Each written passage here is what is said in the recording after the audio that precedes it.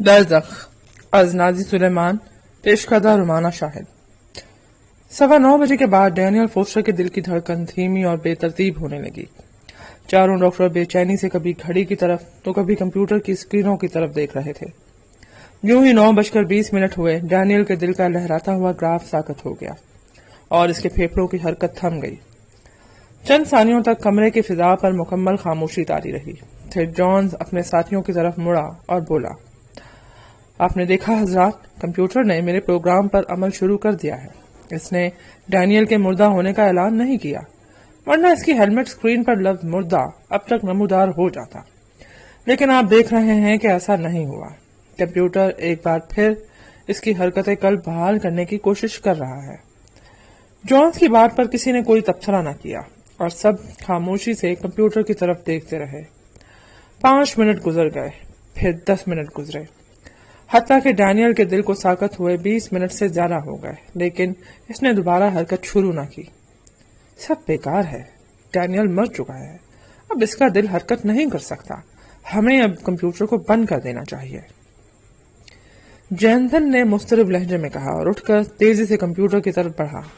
مگر اس سے پہلے کہ وہ کمپیوٹر کا سوئچ بند کرتا، جونز نے جھپٹ کر اسے دبوچ لیا اور گھسیٹتے ہوئے واپس اس کی کرسی تک لے آیا اور سخت لہجے میں بولا، میری سمجھ میں نہیں آتا تمہیں آخر اس قدر بے چینی کیوں ہو رہی ہے؟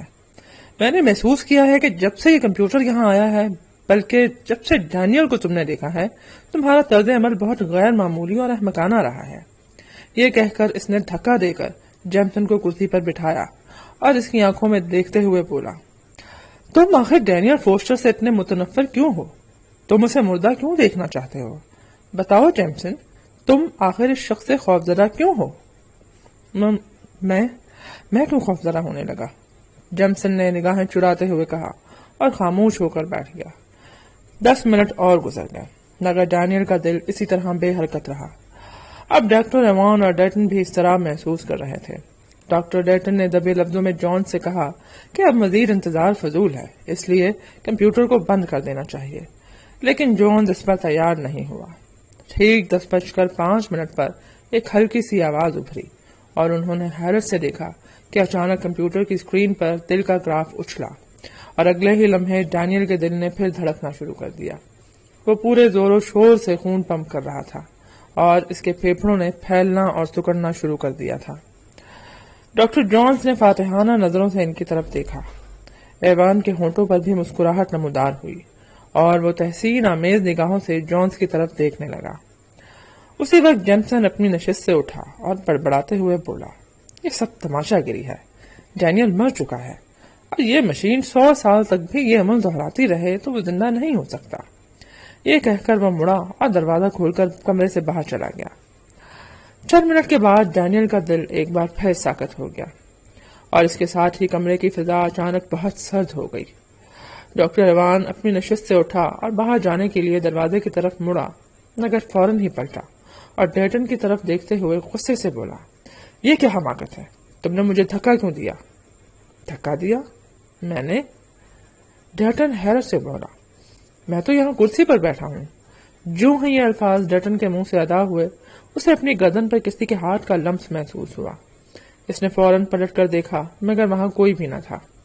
اس نے جونز کی طرف دیکھا جو کمپیوٹر کے پاس کھڑا تھا اور کپکپاتی ہوئی آواز میں بولا، اس کمرے میں ہمارے علاوہ بھی کوئی ہے، ابھی میں نے اپنی گردن پر کسی کا ہاتھ محسوس کیا ہے، یہ سب اس جہنمی مشین کا کیا جا رہا ہے۔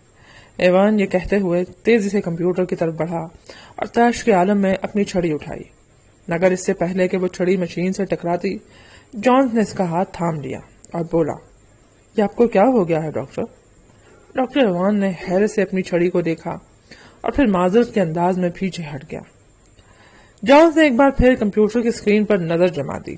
چند لمحوں کے بعد ڈینیل کے دل نے دوبارہ حرکت شروع کر دی اور اس کے ساتھ ہی کمرے کا درجہ حرارت پھر نارمل ہو گیا۔ ایوان اور ڈیٹن واپس جانے کے لیے اٹھ کھڑے ہوئے۔ ڈاکٹر جونز بھی ان کے ہمراہ دروازے کی طرف بڑھا اور بولا، کمپیوٹر ابھی تک ڈینیل کی زندگی سے مایوس نہیں ہوا، اس لیے میرے خیال میں ہمیں بھی انتظار کرنا چاہیے اور ڈینیل کو اس وقت تک کمپیوٹر میں رکھنا چاہیے جب تک یہ اس کے مردہ ہونے کا اعلان نہ کر دے۔ یہ کہہ کر اس نے دروازہ کھولا اور تینوں باہر آ گئے۔ کیتھرین دیر سے اٹھنے کی عادی تھی، مگر اس روز صبح سویرے اس کی آنکھ کھل گئی اور اس کا سر بوجھل ہو رہا تھا اور ایک عجیب سی بے چینی اس کے اعصاب پر طاری تھی۔ کافی بنانے کے لیے وہ کچن میں داخل ہوئی تو نہ جانے کیوں اسے یہ خیال آیا کہ کوئی اسے دیکھ رہا ہے۔ اس نے چونک کر ادھر ادھر دیکھا، مگر وہاں اس کے علاوہ کوئی بھی نہ تھا۔ پھر اس نے کھڑکی سے باہر دیکھا کہ شاید کوئی مخالف سمت کی بلڈنگ سے اسے دیکھ رہا ہو، مگر سامنے کی بلڈنگ میں اسے کھڑکی میں کوئی شخص دکھائی نہ دیا۔ ناشتہ کرتے ہوئے بے چینی اس قدر بڑھی کہ وہ کافی کے پیے بغیر اٹھ کھڑی ہوئی۔ تیزی سے سیڑھیاں اتر کر وہ پارکنگ لاٹ میں پہنچی اور کار میں سوار ہو گئی۔ اس وقت نہ جانے کیوں شدت سے ڈینیل فوسٹر کا خیال آیا۔ وہ کار سے اتری اور ایک ٹیلی فون بوتھ میں جا کر نیو یارک کی ڈائریکٹری دیکھنے لگی۔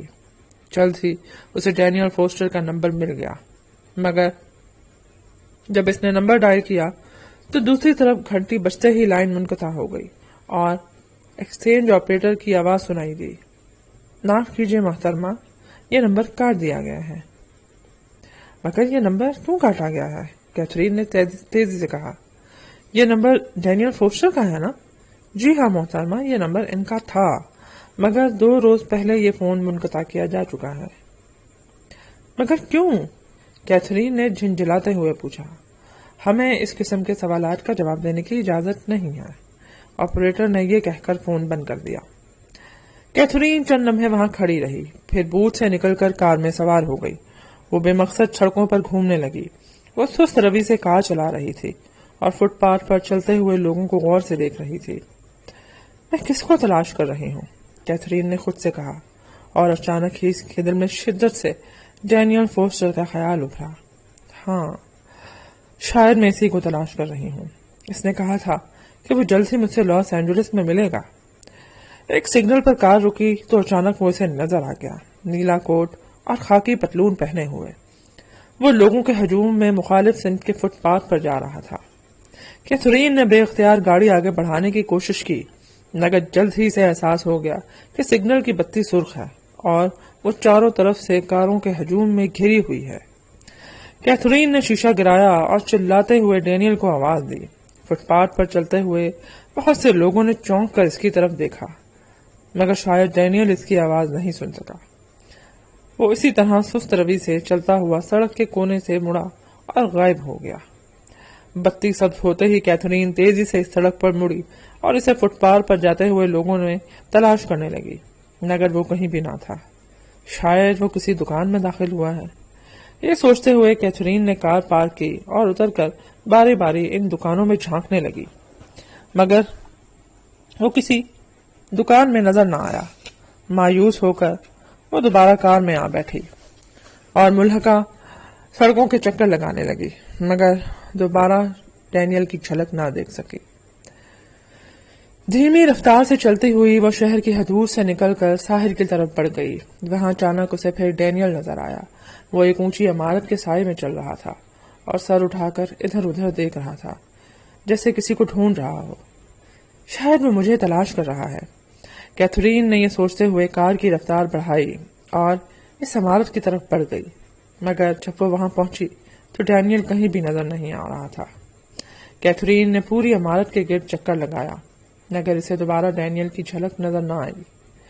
ایک جگہ کیتھرین نے کار روکی اور سر تھام کر بیٹھ گئی۔ یہ کیا ہو رہا ہے؟ وہ اتنی جلدی کہاں چلا گیا؟ کہیں میری آنکھوں کو دھوکا تو نہیں ہوا؟ وہ شاید کوئی اور تھا، یا شاید کوئی بھی نہیں، محض میرا تخیل تھا جس نے ڈینیل کو جاتے ہوئے دیکھا۔ کیتھرین نے کار سٹارٹ کی اور تیزی سے شہر کی طرف روانہ ہو گئی۔ جب وہ ایک پرہجوم بازار سے گزر رہی تھی تو اچانک اسے یاد آیا کہ ڈینیل نے لاس اینجلس کے ایک چینی ریستوران کا ذکر کیا تھا اور بتایا تھا کہ وہ جب بھی لاس اینجلس جاتا ہے ہمیشہ اس ریستوران میں کھانا کھاتا ہے۔ کیتھرین نے کار کو روک کر کار کو اس سڑک کی طرف موڑا اور چند لمحوں کے بعد وہ اس ریستوران کے سامنے پہنچ گئی۔ کار فٹ پاتھ کے ساتھ روک کر اتری اور ریسٹورینٹ میں داخل ہو گئی۔ ایک خالی میز پر بیٹھ کر اس نے کافی منگوائی اور جب بیرا کافی لے کر آیا تو اس سے مخاطب ہوتے ہوئے بولی، دیکھو مسٹر، میں ایک دوست کی تلاش میں ہوں۔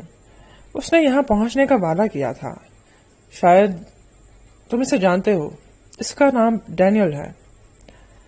آپ غالباً ڈینیل فوسٹر کی بات کر رہی ہیں، وہ تو ابھی 20 منٹ پہلے یہاں سے نکلے ہیں، بیرے نے مسکراتے ہوئے کہا اور کچھ سوچتے ہوئے بولا۔ انہوں نے کچھ کھایا ہی نہیں تھا اور بہت جلدی میں تھے، ایسا لگ رہا تھا جیسے انہیں کسی کا انتظار ہو، شاید وہ آپ ہی کے منتظر تھے۔ 20 منٹ پہلے ڈینیل یہاں تھا؟ کیتھرین نے بڑبڑاتے ہوئے کہا اور حیرت سے سوچنے لگی کہ 15 منٹ پہلے تو وہ بندرگاہ پر تھا، جو یہاں سے کم 10 میل دور ہے۔ اتنی جلدی وہ یہاں کیسے پہنچ سکتا ہے؟ یقیناً وہ شخص کوئی اور ہوگا جسے اس نے بندرگاہ پر دیکھا تھا۔ بہرحال ایک بات کی تصدیق سو ہو گئی کہ ڈینیل اس وقت لاس اینجلس میں ہے اور جلد ہی وہ اس سے رابطہ قائم کرے گا۔ یہ سوچتے ہوئے نہ جانے کیوں کیتھرین کا دل مضطرب ہو گیا، حالانکہ یہ تو خوشی کی بات تھی۔ سینیور ویلاس اور اس کی بیوی برآمدے میں بیٹھے ہوئے تھے اور بے چینی سے اس حامل کا انتظار کر رہے تھے جو روحانی سوسائٹی کی طرف سے آنے والا تھا۔ ٹھیک 5 بجے ایک کار ان کے گیٹ پر رکی اور 25-26 برس کی ایک دلکش سی لڑکی کار سے اتر کر ان کی طرف بڑھی۔ کیا آپ ہی مسٹر ویلاس ہیں؟ لڑکی نے برآمدے کے پاس پہنچ کر بولا اور بولی، میرا نام نیلا اسٹون ہے اور میں روحانی سوسائٹی کی طرف سے آئی ہوں۔ مگر انہوں نے تو کسی عامل کو بھیجنے کے لیے کہا تھا، ویلاس نے نووارد لڑکی کو سر سے پاؤں تک دیکھتے ہوئے کہا۔ میں ہی وہ عامل ہوں، نیلا اسٹون پر اعتماد لہجے میں کہا اور برآمدے میں داخل ہو گئی۔ معاف کیجیے سینیور، میرا حلیہ شاید آپ کے تصور کے مطابق نہیں ہے۔ آپ غالباً کسی عمر رسیدہ غائب دماغ قسم کی بدوضع بڑھیا کی توقع کر رہے ہوں گے۔ جی ہاں، ویلس نے چھینپتے ہوئے کہا اور اسے کرسی پر بیٹھنے کا اشارہ کیا۔ کیا نیلا نے کرسی پر بیٹھنے کا اشارہ کیا۔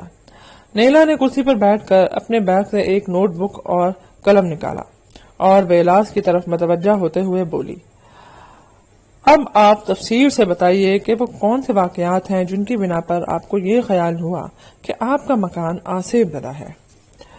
ویلاس چند لمحوں تک سر جھکائے کچھ سوچتا رہا، جیسے واقعات کو ذہن میں ترتیب دے رہا ہو۔ پھر نیلا کی طرف دیکھتے ہوئے بولا، ہم اس مکان میں گزشتہ 6 سال سے مقیم ہیں۔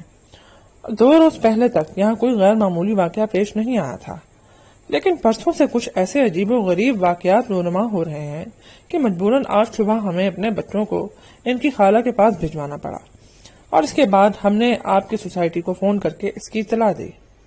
لیکن سینیور، وہ واقعات کیا تھے؟ کیا آپ نے کسی جن بھوت یا بدروح کو یہاں منڈلاتے دیکھا تھا؟ نیلا کے لہجے میں بے تابی تھی۔ حقیقت یہ ہے خاتون کہ میں نے یا میری بیوی نے ابھی تک کسی بدروح وغیرہ کو نہیں دیکھا، ہم نے صرف آوازیں سنی ہیں۔ پرسوں رات اچانک ہمارے 3 بچے چلاتے ہوئے اپنے کمرے سے نکلے اور نچلی منزل پر ہمارے بیڈ روم میں آ گئے۔ خوف کے مارے ان کے چہرے سفید ہو گئے تھے اور وہ بری طرح کانپ رہے تھے۔ انہوں نے بتایا کہ ان کے کمرے میں کوئی روح موجود ہے۔ وہ سو رہے تھے جب اچانک ان کے بستر زور زور سے ہلنے لگے۔ پھر انہوں نے دیکھا کہ کمرے کی تمام چیزیں اور ان کے کھلونے فضا میں اڑ رہے ہیں۔ اس دوران مسلسل انہیں ایسی آوازیں سنائی دیتی جن کی جیسے کوئی شخص ان کے پاس گرداتا پھر رہا ہو۔ کبھی کبھی یہ آوازیں کراہوں اور غصیلی چیخوں میں بدل جاتی۔